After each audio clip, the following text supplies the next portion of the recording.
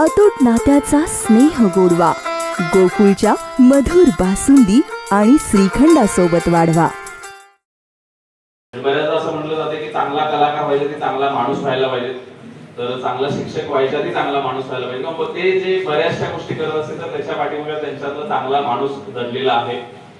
आणि बऱ्याच जणांनी खूप भरभरून कौतुक केले, त्याच्यापेक्षा मी जास्त कौतुक करू शकत नाही कारण मी शिक्षक नाहीये, तेवढा शब्दसाठा कदाचित माझ्याकडे नसेल। पण एक पुस्तक लिहिताना किंवा मी बऱ्याच ज्योतिबा नावाची सिरियल तुम्ही बघितली असेल, ज्योतिबाचा मी रायटर आहे, तुंबाड नावाचा पिक्चर आहे, त्याचा क्रिएटिव्ह हेड आहे। एक दोन पेज लिहिताना घाम पडतोय आम्हाला।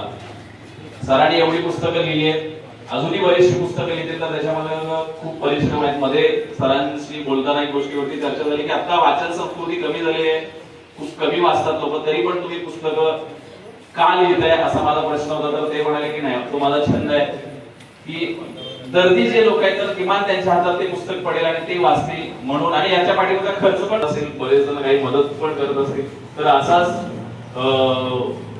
शुभेच्छा सदिच्छा आशीर्वाद त्यांच्या पाठीशी किंवा आमच्या कलाकारांच्या पाठीशी असू द्यात असं या ठिकाणी मी मनोगत व्यक्त करतो। आणि मला या ठिकाणी मोठ्या लोकांमध्ये बोलण्याची संधी दिली त्याच्याबद्दल धन्यवाद। आमचे मित्र दिनकर खवरे सर यांनी या परिश्रम विद्यालयाचे संस्थापक अध्यक्ष माननीय श्री माना कुलकर्णी गुरुजी उर्फ बापू यांच्या जीवनचरित्रावरती आधारित पुस्तकाचं लेखन केलेलं आहे। आणि या पुस्तकाचा प्रकाशन सोहळा या विद्यालयामध्ये आज संपन्न झालेला आहे। दिनकर खवरे सर एक लेखक, कवी आणि सूत्रसंचालक असं अनेक वर्ष ते काम करतायत। एका कन्नड भाषिक गावामध्ये जन्म होऊन सुद्धा कन्नड, इंग्रजी, मराठी आणि हिंदी भाषेवर प्रभुत्व असणारा एक लेखक, एक संवेदनशील मनाचा लेखक, आणि ज्या परिश्रम विद्यालयामध्ये त्यांनी शिक्षण घेतलं त्या परिश्रम विद्यालयाची ज्यांनी स्थापना केली त्या कुलकर्णी गुरुजींचं चरित्र लिहावं हे त्यांच्या मनामध्ये आलं आणि त्यांचा इतिहास त्यांनी जाणून घेतला। आणि इतिहास जाणून घेऊन त्यांनी त्यांच्या जीवनावर हे पुस्तक लेखन केलेलं आहे।